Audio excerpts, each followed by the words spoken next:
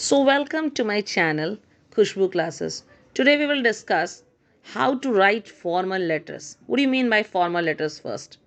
Formal letters क्या होता है? वो लेटर्स होता है जो कि हम लिखते हैं एक फॉर्मल, सिंपल और पोलाइट लैंग्वेज में। और ये किसको लिखा जाता है? ये ऑफिशियल पर्पसेस से अथॉरिटीज़ को लिखा जाता है, कंपनीज़ को लिखा जाता है, इंस्टीट्यूट्स को लिखा जाता है। लेकिन इसका कुछ पार्ट्स होता है, इसका कुछ फॉर्मेट होता है।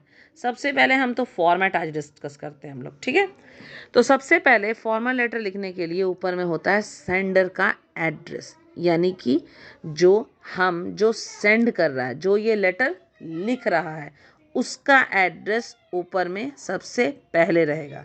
अगर वो 2-3 पार्ट में है, जैसे कि मंगल पांडे नगर, एकता पार्क, मेरठ, तो ये तीनों चीज़ अलग अलग लाइन में होगा और इनमें कॉमा का यूज़, फुल स्टॉप का यूज़ नहीं होगा, ठीक है? तब आते हैं हम डेट पर। फिर डेट दिखाएगा। याद रखिएगा कि डेट कभी भी शॉर्ट फॉर्म में नहीं दिखाएगा। अगर हमें लिखना है 20 जनवरी 2016, तो हमें यही लिखना होगा 20 जनवरी फुल स्पेलिंग में और फिर 2019, ठीक है? हम इसे शॉर्ट फॉर्म में नहीं लिख सकते हैं। तब आता है उसके बाद नीचे में रिसीवर्स पोस्ट एंड एड्रेस, यानी जिसको हम ये लेटर लिख रहे हैं उसका क्या पोस्ट है, उसका क्या एड्रेस है।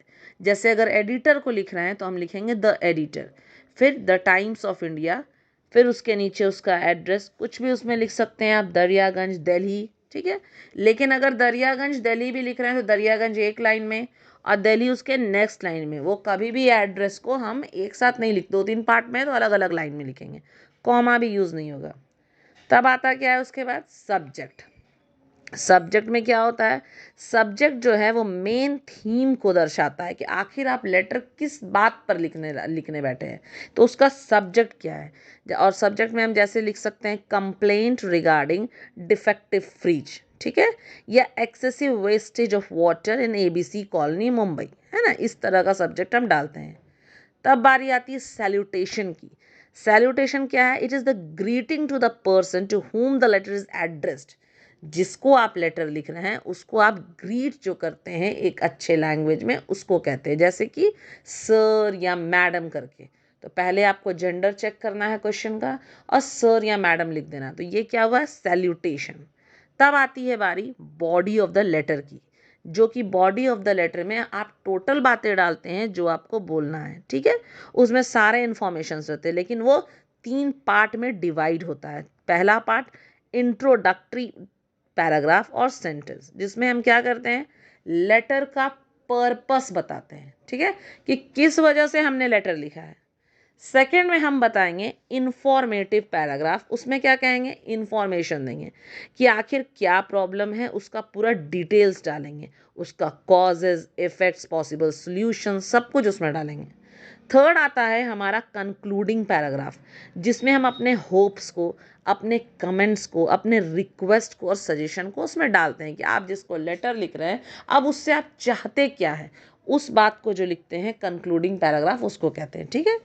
तब आता है उसके बाद एक कॉम्प्लीमेंट्री क्लोजिंग, यानी कि लेटर को अब एंड करने जा रहे हैं, तो एंड हम जो करते हैं कर्टियस मैनरफुल वे में करते हैं।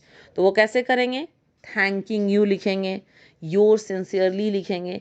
लेकिन ये जो सिंसियरली और फेथफुली लिखा था, योर सिंसियरली या योर्स फेथफुली, तो इसमें सिंसियरली का एस और फेथफुली का एफ हमेशा स्मॉल लेटर में होगा, ठीक है? योर्स लिखेंगे तो एपोस्ट्रॉफी कभी नहीं होगा आर और एस के बीच में, ठीक है? वो एक साथ योर्स होगा। तब उसके बाद नीचे में ये योर्स फेथफुली और योर्स सिंसियरली के नीचे हम क्या लिखते हैं? सिग्नेचर अपना डालते हैं। और सिग्नेचर के नीचे हम अपना पोस्ट भी डाल देंगे, अपना डेजिग्नेशन भी डाल देंगे, अगर आपके क्वेश्चन के अनुसार उसकी ज़रूरत है तो। अब देखिए एग्जाम्पल के रूप में मैं एक लेटर आपको लिख डाल रही हूँ, जिसमें लेटर में मैं यहाँ शो कर दे रही हूँ कि क्या क्या पार्ट जो मैंने अभी समझाया, सेंडर्स एड्रेस, डेट, यहाँ पे receiver's official capacity and address, ये सब कुछ आपको मैंने पार्ट्स वाइज